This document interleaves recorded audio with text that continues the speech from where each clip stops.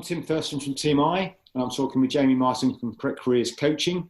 We're going to talk about how the new norm is going to change the way companies recruit and what they look for when they recruit people, and conversely, what individuals will look for when they take the opportunity to reset and think what they want from their careers.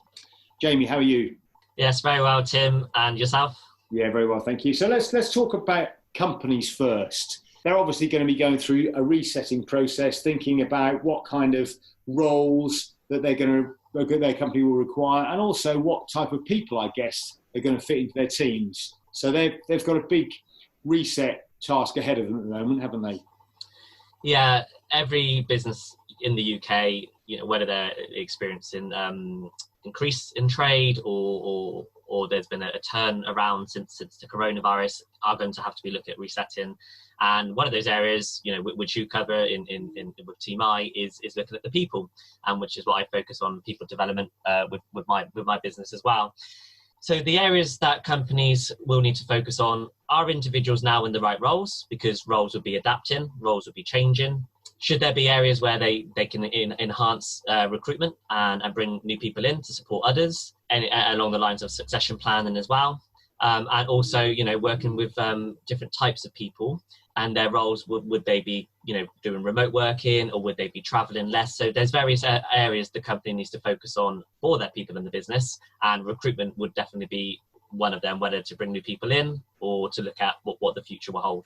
I agree. And I think a business should really think about how they sell their company to prospective employees, because you want to get the best possible person you can to work for your organisation.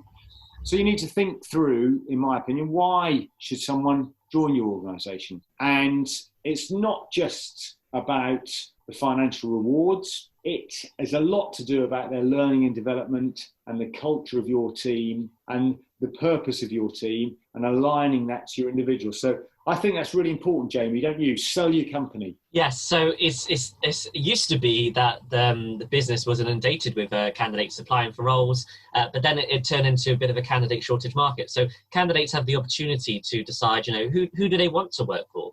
And the reasons they want to work for have now changed. It's not a career for life anymore than it probably used to be in the past.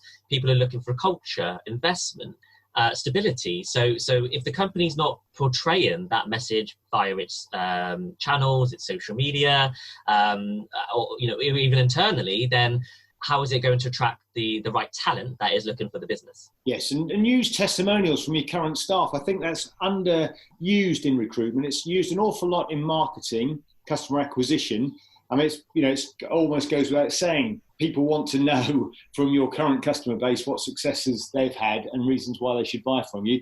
Same with recruitment. And I think that's missed as a great opportunity to target your audience, the type of people that you want, and then use those people as examples as to why they should join you. Do you agree? I do agree with that one. Trustpilot said, and G2, that 92% of the purchase decision is based on reviews, and it doesn't matter if you're purchasing a product; it's exactly the same as an actual experience. So if people are saying good things about a business, then it's more likely going to have an emotional impact on you, and you're going to want to join it even further.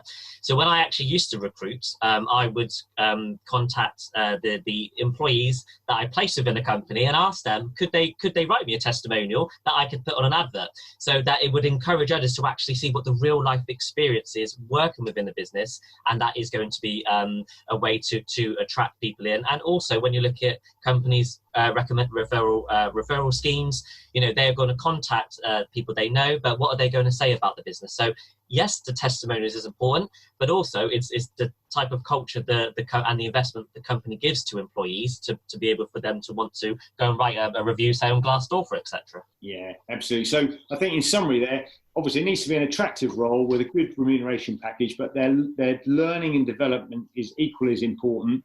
And think about what you can offer your employee in terms of their long-term career.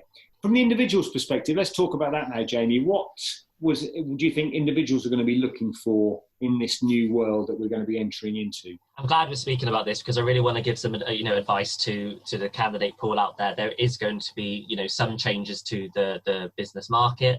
There are going to be some emerging industries, and this will be involving technology, social media platforms, online food ordering, and there will be other businesses that industries that will be affected.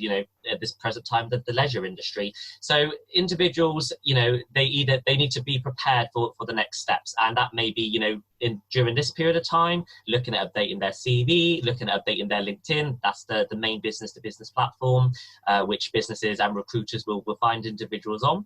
And it's also probably thinking yourself, what is your skill set? What do you want to do next? What would you like to try? There's various avenues people need to think about in their next steps, but don't delay. Start doing your due diligence and research now, and looking at what industry sectors could be a good career change for you, or likewise, if be staying in the same company, what roles could you apply for internally, or what other avenues of the business would you like to try? What would your thoughts be, Tim, on the candidate adapting their own skill set ready for what might happen next? Absolutely. I think what I take from what you just said there, Jamie, is to think more than just the immediacy. If I look back on my career, certainly when I was younger, I did tend to think a little bit in the immediacy, how am I going to pay my mortgage now? What I would urge people to do is think, where do you want to be in 1, 3, 5, 10 years' time? If you've got that vision, then you will have a much better chance of achieving it. And of course, there are needs, musts, and bills have got to be paid. But if you could do that, you can then shape your destiny more. You can take more control of your own destiny. And also, by understanding where you want to get to, then you can front end load it, as you've just suggested there, and start to develop your skill set to make yourself more attractive to prospective employers. Yeah, so we'll finish off with some final statistics. There is, from my experience, 87% of candidates are passive, or they were passive. That's not going to be the same now. People will be looking for roles, so business need to adapt their recruitment process and their shortlisting stage to not only attract the individuals they want within the business, but how to make sure the recruitment process fits their needs.